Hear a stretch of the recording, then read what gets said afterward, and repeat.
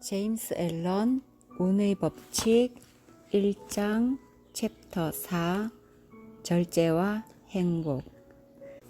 정신 에너지가 저항이 가장 적은 곳으로 흘러 손쉬운 통로로 빠지도록 내버려 두는 것을 나약하다고 한다. 반면에 이 에너지를 한데 모아 뭉쳐서 위로 또는 다른 방향으로 몰아가면 힘이 생긴다. 이렇게 에너지를 집중해서 힘을 얻으려면 자기 절제를 해야 한다. 절제는 파괴적일 정도로 나를 억압하는 것이라 오해하기 쉽지만 그렇지 않다. 절제는 오히려 건설적인 표현으로 이해되어야 한다. 절제하는 것은 죽음이 아니라 삶의 과정을 지나는 것이다. 우리는 절제를 통해 약점을 강점으로 바꾸고 조악한 부분을 세련되게 다듬으며 저열한 것을 고상하게 바꿀 수 있다. 악덕이 미덕으로 바뀌고 어두운 정념은 밝은 지성 속으로 사그라진다. 그야말로 성스럽고도 기막히게 완벽한 변환이다. 다른 사람에게 성품이 좋은 사람이라는 인상을 주기 위해 본성을 억눌러 감출 뿐 더 높은 목적에는 아무런 관심이 없다면 이것은 단지 위선에 지나지 않으며 자기 절제라고 할 수 없다. 기계공은 석탄을 가스로, 물을 증기로 바꾸는 일만 하는 것이 아니다. 그는 자신의 일을 통해 다른 사람들을 편안하고 안락하게 만든다. 마찬가지로 지성인답게 절제하는 사람은 자신에게 있던 저열한 성향을 지성과 도덕의 정제된 자질로 변환시켜 본인은 물론 세상의 행복을 증진한다. 인간은 자기를 절제할수록 행복하고 지혜로우며 위대해진다. 반대로 내면의 동물적 본성이 사고와 행동을 지배하도록 내버려 두면 그만큼 점점 더 비참하고 어리석으며 비열해진다. 절제하는 사람은 자신의 인생, 자신을 둘러싼 환경, 운명을 통제하며 어디에 가든지 행복을 곁에 동반한다. 절제가 안 되는 사람은 격정, 환경, 비운에 일일이 휘둘리며 순간순간 자신의 욕망이 채워지지 않으면 낙담하고 비참해한다. 그의 철학적인 행복은 오로지 외부적인 것에 달려있다. 이 우주에 파괴되거나 사라지는 힘이란 없다. 에너지는 변환될 뿐 없어지지 않는다. 그러므로 낡고 나쁜 습관의 문을 닫으면 새롭고 더 나은 습관의 문이 열린다. 폐기해야 재생이 이루어진다. 모든 탐닉, 금지된 쾌락, 정오에 찬 생각을 폐기하면 이것들이 더 순수하고 영원한 아름다움으로 변환된다. 사람을 시들게 하는 흥분과 자극을 끊으면 회복의 기쁨이 솟아오른다. 씨앗이 죽어 꽃이 피고 굼벵이가 죽은 자리에서 잠자리가 태어난다. 물론 변환이 곧장 이루어지는 것은 아니며 그 과정이 즐겁기만 하거나 고통이 없지는 않다. 자연은 성장의 대가로 노력과 인내를 요구한다.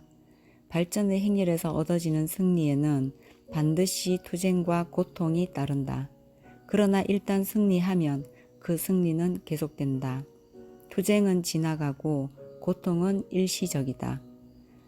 단단히 뿌리 내린 습관을 고치고 오래 서서 자동화되어버린 행동을 타파하여 훌륭한 성품 또는 고상한 미덕을 낳고 성장시키려면 고통스러운 우화의 과정, 즉 어두운 전환기를 겪어야 한다. 여기에 필요한 것이 인내심, 즉 견디는 일이다. 많은 이들이 실패를 겪는다.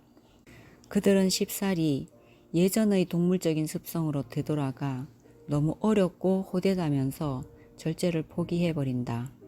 그렇게 하여 그들은 지속적인 행복에 다다르지 못하고 악을 제압하는 승리의 삶을 눈앞에서 버린다. 방탕, 흥분, 방종의 무가치한 쾌락에 빠져 살면서 영속적인 행복을 추구해봤자 헛일이다. 행복은 이것들과는 반대의 삶, 절제하는 삶에서만 찾을 수 있기 때문이다. 완벽한 자기 조절에서 멀어질수록 완벽한 행복에는 미치지 못하며 비참함과 나약함에 빠져 가장 밑바닥으로 떨어지면 광기, 정신통제의 완전한 상실, 책임지지 못할 상태까지 이르게 된다. 반대로 완벽한 자기 조절에 가까워질수록 완전한 행복에 아주 가까이 다가가 기쁨과 힘이 솟구친다. 존엄한 인간다움을 회복하는 일은 그 무엇보다 영광스러우며 그 위엄과 행복에는 한계가 없다. 절제와 행복이 얼마나 친밀하며 더 나아가 분리될 수 없는 관계인지를 이해하고 싶으면 자신의 마음속을 들여다보고 이어 주변의 세상을 둘러보라. 조절되지 않는 성품들이 어떤 식으로 파괴적인 결과를 가져오는지 쉽게 발견할 수 있을 것이다. 남자든 여자든 그들의 삶을 관찰하면 성마르게 뱉은 말들, 모진 안갚음, 속임수, 막무가내식 선입견, 미련한 적개심 등이 어떻게 그들 자신을 비참한 상황으로 몰아가며 끝내 망쳐버리는지 알 수 있다.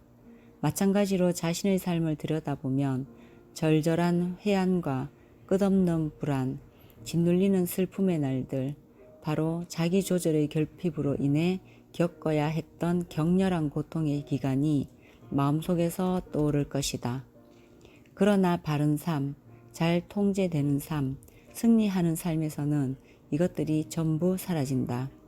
새로운 상황들이 마련되고 더 순수하며 한층 영적인 도구들이 등장하여 해피엔드를 이룰 수 있게 뒷받침해준다. 잘못을 저지르지 않으므로 더는 후회할 일도 없고 이기적으로 굴지 않으므로 불안해할 일도 생기지 않는다. 진실이 행동의 원천이 되므로 더는 슬플 일 또한 없다. 완벽하게 절제하며 일하고 기다리는 사람은 힘들여 자기를 통제하지 않아도 숨이 턱에 차도록 열심히 쫓아도 따라잡지 못한 너무 간절히 바라는 일이 제발로 찾아와 받아들여 달라고 간청한다. 증오, 조급함, 탐욕, 방종, 헛된 야망, 맹목적인 욕망 등은 부실한 존재를 이루는 도구들이며 한결같이 조악하기 이를 데 없다. 그러니 이 도구들을 가져다 쓰는 사람이 얼마나 무지하며 서투르다는 것일까. 사랑, 인내, 친절, 자기 단련, 다듬어진 욕망은 진실의 도구로서 완성된 존재를 이룬다. 그러니 이것들은 얼마나 완벽한 도구이며 이것들을 사용하는 사람들은 얼마나 현명하고 능숙하다는 것일까. 열광적인 성급함과 이기적인 욕망으로 얻은 것은 그게 무엇이든 조용하게 내려놓을 때 제대로 채워진다. 자연은 서두르는 법이 없다. 자연은 모든 걸 알맞게 계절에 완벽하게 준비해 내놓는다. 진실이라 하려면 진실이 될 만한 조건을 갖추었기 마련이며 우리는 여기에 순응하는 수밖에 없다. 따라서 서두르거나 분노하는 것이야말로 가장 의미 없는 일이다. 우리가 알아야 할 것은 인간은 사물을 상대로 명령할 수 없지만 자기 자신에게는 명령할 수 있다는 것이다. 누구든 다른 이들의 뜻을 강요할 수 없지만 자기 뜻을 형성하고 지배할 수는 있다. 외부에서 오는 스트레스가 극심할 때 자신을 통제하지 못하는 사람은 다른 사람들을 이끌거나 일을 처리하기에 부적합하다. 이것은 단순하고 심오한 진실이지만 사람들에게 잘 알려지지 않았다. 공자의 도덕적, 정치적 가르침의 근본 원칙은 정사에 나가기 전에 먼저 자신을 다스려야 한다는 수신제가 치국평천하이다. 압력을 받으면 습관적으로 신경질을 부리며 주변을 의심하거나 분노를 폭발시키고 머리 끝까지 화를 내는 방식으로 무너지는 사람은 무거운 책임과 중대한 임무를 맡기에 부적합하며 결국은 자기 가족이나 사업을 관리하는 것 같은 삶의 일상적인 의무에서조차 늘 그러듯 실패하게 된다. 절제가 부족하다는 것은 어리석다는 것이며 어리석음이 지혜를 앞설 수는 없다. 자신의 광포하고 종잡을 수 없는 생각을 가라앉히고 통제하는 법을 배우는 사람만이 나날이 현명해진다. 기쁨의 성전이 쉽사리 완성되지는 않더라도 꾸준히 힘을 모아 기초를 다지고 성벽을 쌓는 사람은 결국 자신이 지은 아름다운 보금자리에서 평화롭게 지내게 될 것이다. 지혜는 절제에 깃들여 있으며 지혜 안에 즐거움과 평화가 깃들어 있다. 절제하는 삶은 메마른 궁핍이 아니며 끝없이 단조롭게 펼쳐진 황무지도 아니다. 절제에는 포기가 따르지만 모두 덧없고 거짓된 것들을 포기하는 것이며 이것은 오히려 오래가는 진실을 실현하기 위한 과정일 뿐이다. 즐거움을 끊어내는 것이 아니라 더 강화하는 것이다. 욕망의 노예가 되는 것은 즐거움을 죽이는 것이다. 늘 새로운 감각을 갈망하는 사람보다 더 불쌍한 사람이 있을까? 절제할 줄 알아서 만족할 줄도 알며 평온하고 깨달음을 얻은 사람보다 더 축복받은 사람이 있을까? 폭식하고 술에 쩔어 살며 감각적인 쾌락만 추구하는 사람이 있고 몸이 필요로 하는 것을 고려하고 쓰임에 맞게 몸을 관리하며 절제하는 삶을 사는 사람이 있다. 어느 쪽이 육체적인 삶과 기쁨을 더 많이 누릴까? 언젠가 잘 익어서 과즙이 풍부한 사과를 나무에서 따먹고 있는데 근처에 있던 남자가 말을 걸어온 적이 있다. 당신처럼 사과를 맛있게 먹을 수만 있다면 뭐든 내놓을 수 있을 것 같습니다. 내가 물었다. 그렇게 하시면 되지 않나요? 그랬더니 그는 이렇게 대답했다. 너무 지독하게 위스키를 마시고 담배를 피웠더니 그런 것들에서 느끼는 즐거움은 모두 잃어버렸어요. 이처럼 인간은 가망 없는 즐거움을 오래 추구하다가 삶의 지속적인 기쁨을 잃어버리고 만다. 감각을 다스릴 줄 아는 사람이 육체적인 삶, 기쁨, 강인함을 누리듯 생각을 다스리는 사람이 영적인 삶, 행복, 능력을 누리고 산다. 지식과 지혜 역시 자기 통제를 통해 드러나기 때문이다. 무지와 이기심의 길에서 벗어날 때 지식과 깨달음으로 가는 문이 보인다. 지식과 미덕과 깨달음을 추구하는 이의 마음은 순수하다. 자신을 잘 다스려 세상에 숨어있는 진실을 깨닫는 사람은 행복해진다. 선함의 단조로움을 이야기하는 사람들이 있다. 현실에서 포기한 것을 정신적으로 추구하는 것을 선이라고 여기는 사람들의 눈으로 보면 그럴 수도 있을 것이다. 그러나 절제한다는 건 저열한 쾌락을 포기하는 데 그치지 않고 그것들을 향한 갈망 자체를 버린다는 것이다. 그런 사람은 단호하게 앞으로 나아가며 뒤돌아보지 않는다. 그가 내딛는 발걸음마다 신선한 아름다움, 새로운 영광, 더 고귀한 전망이 그를 기다리고 있기 때문이다. 나는 절제에 숨겨진 계시들에 늘 놀라며 진실의 무한한 다양성에 매혹된다. 진실이 펼쳐 보여주는 전망이 장엄함은 나를 기쁨으로 가득 채우고 그 찬란함과 평화로움에 나는 행복해진다.